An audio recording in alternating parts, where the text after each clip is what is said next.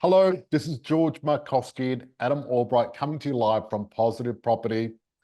Hello and welcome. If you're watching live, type in hashtag live. If you watch the replay, type in hashtag replay so I know you're playing the game and watching. Now, today we're going to be talking about building prices going up. Now, they've gone up quite a bit, but it looks like they're still going to go up. Not as much as what they did before, but they're going to go up. So that's what I want to talk about today. But before we talk about that, let's talk about world affairs. So the Fed, they were looking at dropping their interest rate by 0.25%. And they went in full hog and dropped it by 0.5%. Now that's massive. That's because, huge. well, this is the thing. Our central bank, our RBA, they always copy what America do. So when interest rates went up, the Fed went up. A month later, we went up. When the Fed went down, we went down. So obviously you can feel something happening in our waters. You feel like we're going to be coming down this year. Yeah. So well, put it this way: Westpac and CBA, they've cut their long-term interest-only loans down to 6.19 and 6.24%. So they've already cut it already. Well, so what happens with long-term interest is what they do is they work out what it's going to be, and then that's how they factor it in. So they know it's going to go down. Now, a lot of experts are saying that the RBA is not going to cut rates yet because our jobs are just going so well. Employment is amazing. It's the best it's been for a while. It was dropping for a while. It's improved again. And that's the reason that our RBA may not drop it. So I know they're meeting, what is it, next Tuesday or something? And should be interesting. But the fact of it is, it's on the horizon, if not yet. That's the fact of it. So let me share my screen. And I was going to go for a bit of an update that I normally do. Okay, building costs. So Australian housing quality has taken a dystopian dump, right? Because the promise of the planning application and the disappointment of the delivery, as in, design, construction, performance, is just not happening. So, they promise something like this, you end up with something like this. Not only that, delays, massive delays. And what they're planning on doing now is the government are really lobbying now to actually get high-rise towers around train stations, all around Sydney and Melbourne, place like that. And what they're planning on doing is having high-rise towers with no storage, no car parking, and no natural sunlight.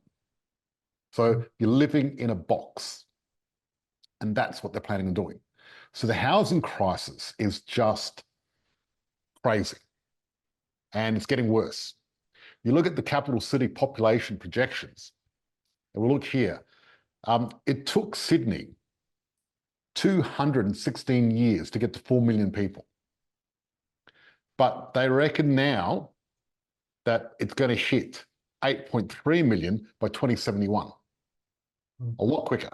They look at Melbourne. They reckon Melbourne's going to be bigger than Sydney. Then you've got Brisbane, Perth, and Adelaide. So there you go. So it looks like our population is going to go up. And this is another ABS population projections. And this is what they reckon is going to happen. Sydney dwelling composition. Sydney used to have, and currently now, it's got 2016, 55% is detached housing. They expect that's going to go down to 25%. Now people are going to live in more townhouses, which are like a house anyway, but apartments are going to be 50% of Sydney. But you have to look at some of your bigger populated, like your Hong Kongs, Londons, New Yorks. Everyone lives on top of each other in those places. So with us here, you seem like we're going to have to follow that trend. Well, if we're going to grow to 8 million, it's have to. Otherwise, we're going to have to spread out so wide. It's not going to be crazy. It's going to be crazy. So that's exactly right. You look at Hong Kong, London, it is tiny. Like, Singapore, people live in shoeboxes. Now, the 32 billion excuses to avoid a one policy fix for housing. We'll do a bit of a rant here. But this is what I want to talk about. The Albanese government has created a complete schmozzle. And what they did is they introduced 3 bills that are going to cost $32 billion for housing for Australia, except the Senate blocked it. And probably a good thing because they're pathetic. So what they did is they had a help to buy shares equity in Ponzi scheme. Then they had the Housing Future Fund, a high-risk equity investment vehicle to buy 13,000 houses per year to house people, which is not even going to touch the sides. And then a bill to rent, corporatisation of rental inflation. So all 3 are just, they're not going to help. 13,000 houses, even if we spent that 32 billion, 30,000 houses is not going to touch anything with what we need. But not only that, the best way to fix the housing crisis is just cut down immigration to 90,000 people per year for the next 5 years. And that will fix the problem, because then we won't have an oversupply of people and undersupply of property. But do you think it's going to happen? No, because more people equals more taxes, equals more money for the government. More money flowing around for the government, yeah. So yeah, that's right. And Albo's target, here you go. And you can see his target's 240,000. And at the moment, we're at 170,000.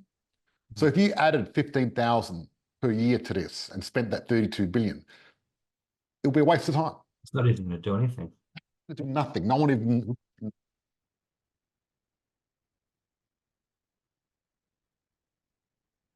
Your microphone's gone off, George.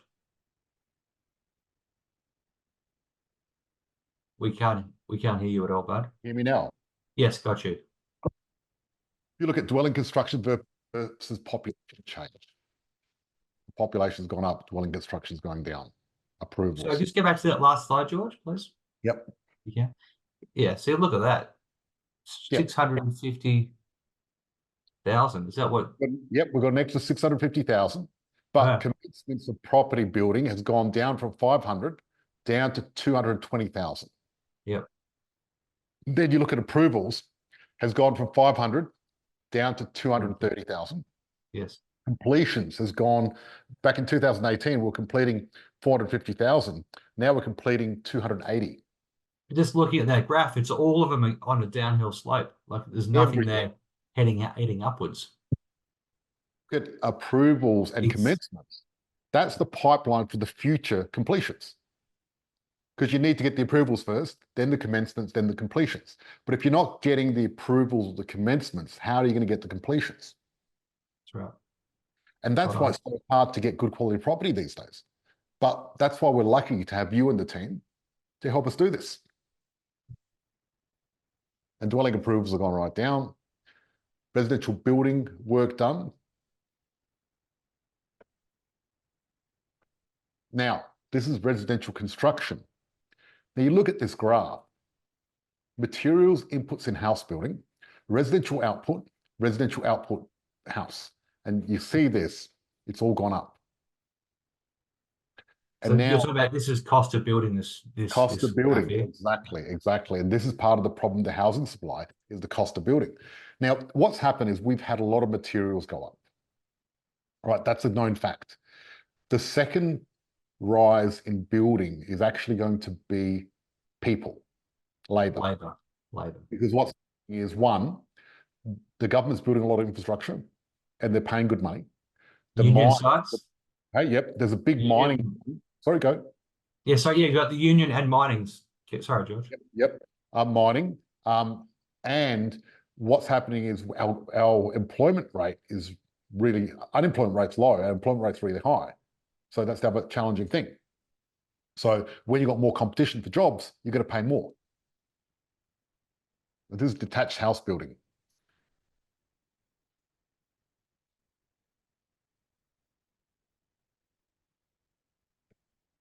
Okay, so look at this.